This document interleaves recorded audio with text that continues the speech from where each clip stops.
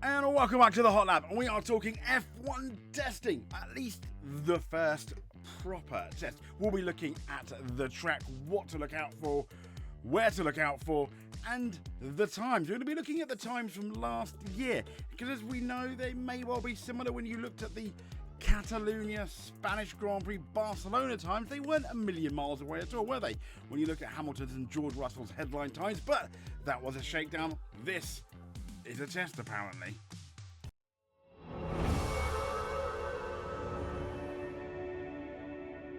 So let's get into the test. Starting February the 11th, and they are broadcasting the final hour. Whoop-de-doo. And at Sky, 8 o'clock is going to be the testing wrap with Ted's Notebook, but broadcasting the 11th, 12th and 13th, the final hour, where you normally get the headline time, so it kind of makes sense. I guess maybe it's too expensive to do the whole test, because there are 2 tests, because of these brand new, spankingly exciting rules.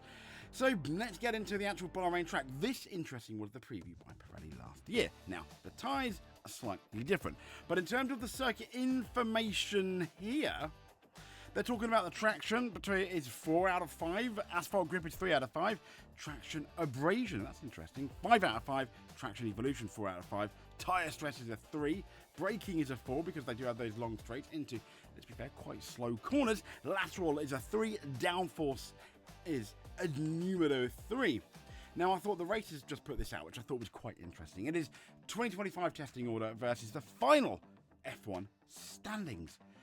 So, testing position for the Williams. They were 5th in the constructors, but they did do the fastest time, 129.348. Doesn't mean much, does it? As you can see. Second with Ferrari. Again, it doesn't mean much, as you can see.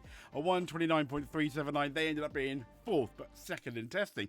3rd in testing were Mercedes on a 129.545. They ended up being 2nd in the constructors. 4th were Red Bull, who were 3rd in the constructors. 4th in testing on a 1 minute 29.566, so a couple of tenths off the fastest. McLaren were a good, nearly 6 tenths off the fastest. They were 5th, but they won the Constructors' Championship, and ergo, they were one of the best cars, weren't they? So they were 5th with a 1 minute 29.940, first. Alpine, 6th in testing, 10th in the Constructors' Championship, with a 1 minute 30.040, 1 tenth slower than the McLaren. So it really tells you, in relation to testing, it means absolutely nothing. Aston Martin, 7th in the testing, 7th in the constructors, so arguably showing their true pace maybe on a 130.2. Racing Bulls, 8th in testing and 6th in the constructors. Haas, 9th in testing and 8th in the constructors, and Stoke F1, 10th in testing, 9th in the constructors, so lower down the field. They were fairly more honest, weren't they? But it's really interesting that Williams and Ferrari were 1st and 2nd, and respectively finished 5th and 4th in the constructors, but 1st and 2nd in testing. So it does go to show the times. How much do they mean? Yeah, exactly. This is the track, which you may well know, of the Bahrain Grand Prix. So as you can start here, ignore the DRS detection zones. Those zones are going to mean something else, but that's more for our preview for Formula 1, for the F1 season itself. But as you can see, you need to come off turn 15, really nice. And you've got that really, the longest straight on the track into turn 1 and 2, which is kind of sort of like a weird chicane, where if you line it upright, if you line turn 1 upright, you can really bury the throttle from 2 and 3. But it's going to be interesting to how much you can bury the throttle with these cars, with the less downforce they've got, but the higher speed. And 3 and 4 is another, I think it's the 3rd longest straight we've got. And then N4 is quite a hard braking zone. Into 5 and 6, this is the 2nd sector, as you can see, the blue section here, which is the tightest part of the track. In particular, turns 8, 9 and 10. And that's going to be really interesting when we see the on-track action as well, which we will explain when we're doing our proper track guide. And then 11, 12 sweeping turns, into 13, and then you're obviously into 14, which is a bit of braking. You need to set that up nicely to, go full bananas from 15. And do it, let's be fair, many more times. It's an F1 testing. This was the race pace last year, and it was Piastri and Norris that were the fastest cars, followed by Russell. And it was Leclerc and Hamilton that were kind of like just behind the Mercedes there. And if you remember, Kimi Antonelli was very much still learning the ropes. So how much you could really delve into his times, I'd probably say no. Look at more on what George Russell, arguably the championship favourite perhaps, if you will. So moving on from that, these are the tyre strategies. We don't need to know anything about that, but what the average gap to Piastri, which was the fastest car, I mean, even Norris was about 4 tenths off, then you had Russell about 5 tenths off, and significantly, I'll try and say that properly, significantly, the lap time, it was a 1:37.180. That was the fastest, I believe that was the Piastri's fastest lap. So when we look at the pit times, don't need to know that, top speeds, then we'll have a look at this. This is one of the datas, and it was Hulkenberg on 342, and today on 341. The slowest speed was Piastri. I don't know, for the life of me, I don't know how that happens. 303, that's clearly a mistake, because, yeah, that's weird. 331 for Lando Norris, but there's still a significant difference between them, isn't there, when you think about it. And the Grand Prix timing, sector times, well, I do have a better rendition of sector times in a bit. But when we look at qualifying, it is obviously a lot faster. So qualifying 3, where the cars, this is for the 2025 Bahrain Grand Prix. If you want to compare times, Piastri was a 1:29.841, the fastest. Norris struggled in qualifying, didn't he, on a 1:30.267. When you look at that, Ferrari, Leclerc did a 1:30.1, Russell a 1:30 flat. So that really wasn't bad at all. The slowest time, Oliver Bearman, was a 1:32.373, but as we know, the track and the drivers really start to ramp up in that qualifying. I think 1:29.8 is the magic. Now, this was the average sector times during the race, I must say. So, sector 1, when we look at sector 1, Piastri was on a 31.0. And then again, Piastri a 42.2 for sector 2, and sector 3 a 23.8. I've got all the links in the description below, so if you are following testing and want to compare it from the 25 to recently, I imagine they haven't changed. Sometimes they do move around where the sectors start and end. I don't think they do that anymore. So keep an eye on that, because that could be very, very interesting going into testing to know that.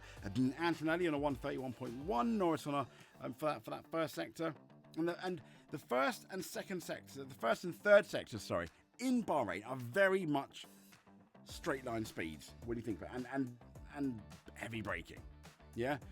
And it's sector 2 where you're gonna need the downforce, you're going to need the traction. So when you're looking at how good the cars is, think about that, and think about how they're setting the car up, and think about how the car looks, particularly through that average sector 2. There's a couple of turns that will be very interesting to watch, which we'll get into on the track guide. This was max speed by driver in qualifying.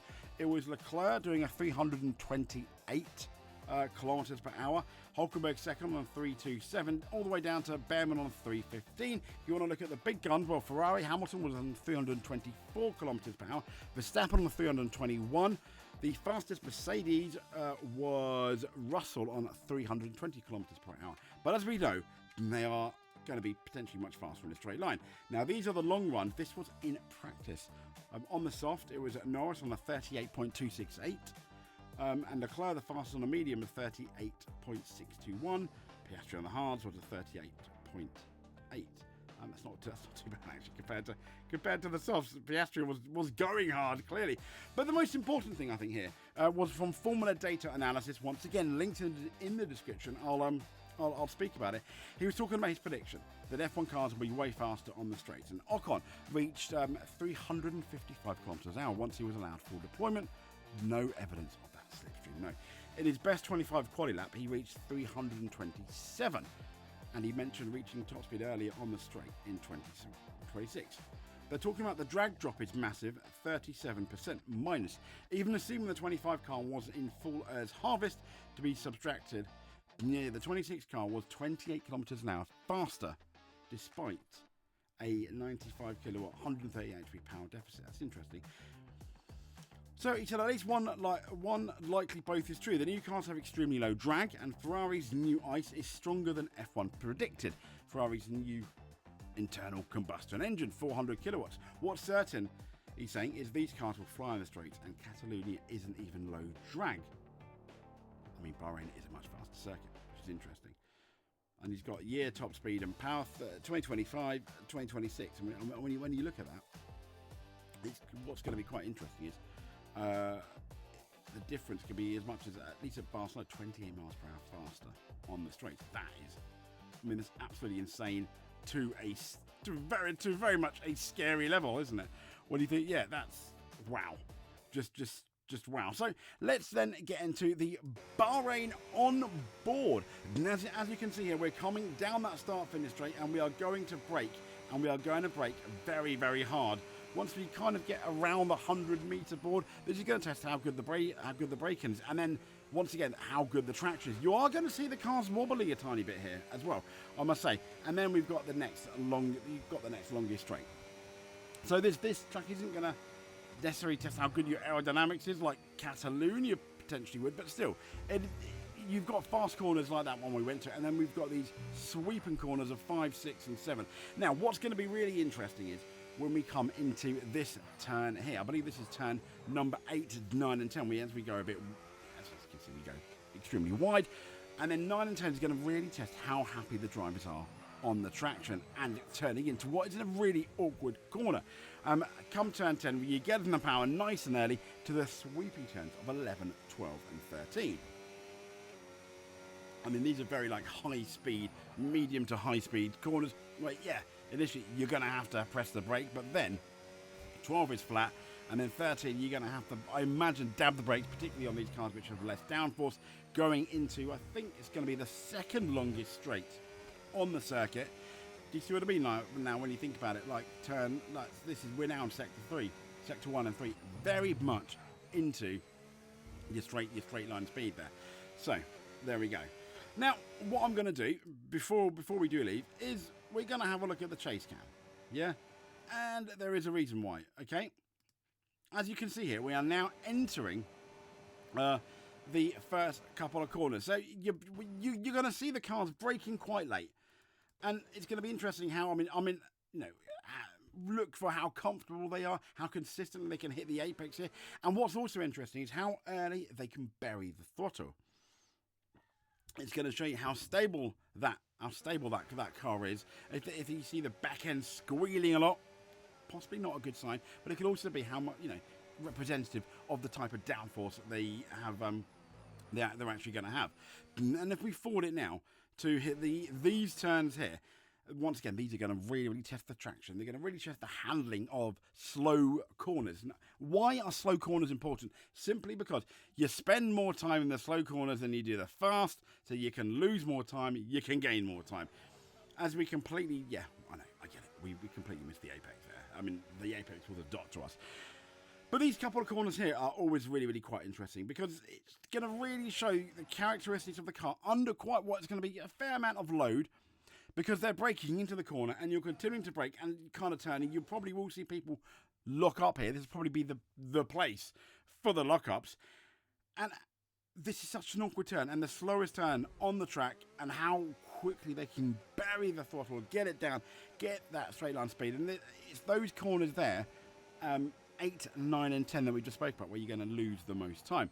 And here is quite interesting because you've got a nice bit of camber here, but here also where Hamilton in particular, I think it's going to be turn 11 coming up, where you need how Lewis Hamilton, for example, really started to struggle because he didn't like his rear end at Ferrari. It didn't give him confidence. So really have a look at that Ferrari in these couple of corners here to see how comfortable he is with that rear end. And the reports coming back from, for example, Barcelona were very positive for Lewis Hamilton. So it's going to be quite interesting.